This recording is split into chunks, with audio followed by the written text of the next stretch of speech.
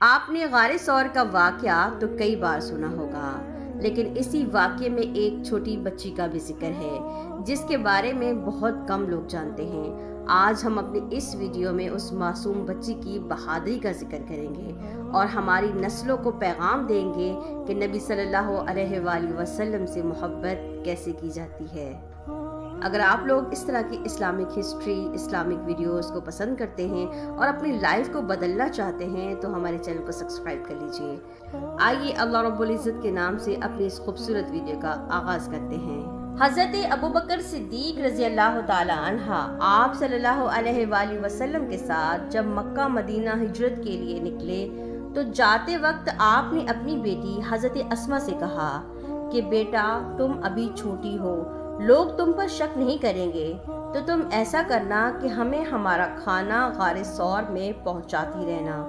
मासूम बच्ची ने कहा कि जी वालिद मोहतरम, मैं आपको खाना पहुंचाती रहूंगी। हज़रत अस्मा फरमाती हैं कि मैं अपने बचपन में अपने वालिद और मोहम्मद सल्लल्लाहु अलैहि वसल्लम को खाना पहुंचाती रही। चनाचे जब मैं दूसरे दिन खाना लेकर गई तो नबी सल्लल्लाहु अलैहि वसल्लम ने देखा कि आज अस्मा के चेहरे पर जख्म का निशान है। आपने पूछा, अस्मा आज क्या बात है, तुम उदास नजर आती हो।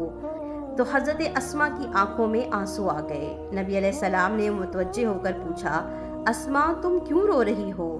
अर्ज किया कि ए अल्लाह के महबूब सल्लल्लाहु अलैहि वसल्लम, कल जब मैं खाना देकर वापस जा रही थी तो रास्ते में अबू जाहिल मिल गया था।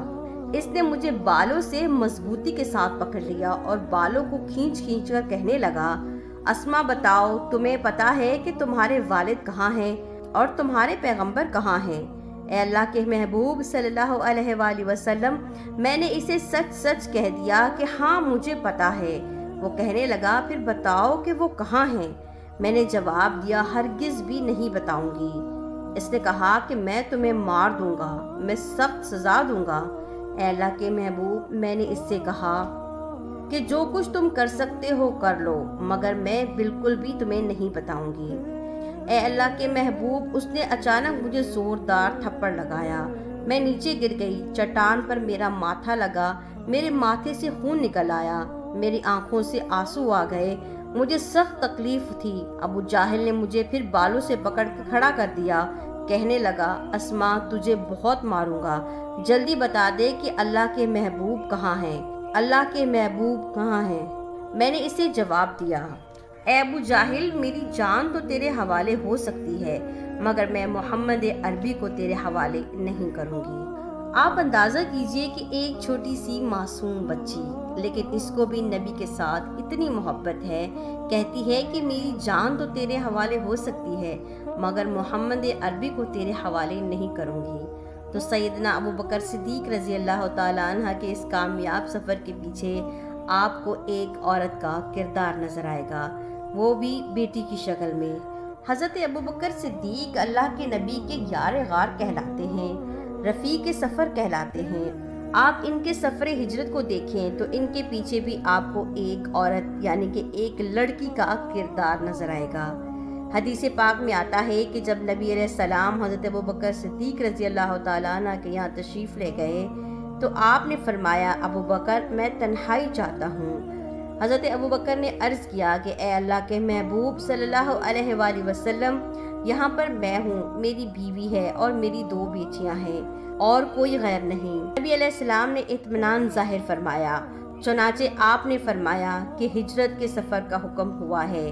आपकी बड़ी बेटी हज़रत अस्मा रज़ी अल्लाह ताला अन्हा ने इसी वक्त दुपट्टे को फाड़कर 2 टुकड़ों में तकसीम कर दिया। एक को अपने सर पर रख दिया बतौर पर्दा और दूसरे के अंदर उन्होंने नबी अलैहिस्सलाम के सामान को बांध दिया और सामान को बांधकर उन्होंने नबी अलैहिस्सलाम को रुखसत किया। तो देखा आपने कि हज़रत अस्मा अपने बचपन से ही नबी अलैहिस्सलाम से कितनी मोहब्बत करती थी। आज हम अपने बच्चों को दुनियावी लोग जिन्होंने दुनिया की दौलत जमा करके कामयाब हुए हैं उनके तज़किरे सुनाते हैं, जैसा कि बड़े बड़े एक्ट्रेस, फिल्म स्टार, बड़े बड़े टिकटॉकर जो फजूल किस्म की वीडियो बनाकर दुनिया में फेमस हो चुके हैं, और कुछ लोग बड़े बड़े बिजनेसमैन को अपना आइडियल बना के अपनी ज़िंदगी को गुजारते हैं। वो लोग जो दीन को छोड़कर दुनिया के पीछे पड़े हुए हैं।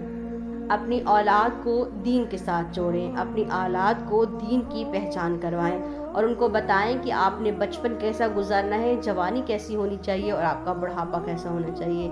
हमें अपनी ज़िंदगी के सामने सहाबा, सहाबियात, नबी अलैहिस्सलाम की पूरी ज़िंदगी को रखना चाहिए और उसी के मुताबिक ज़िंदगी गुजारने की कोशिश करनी चाहिए।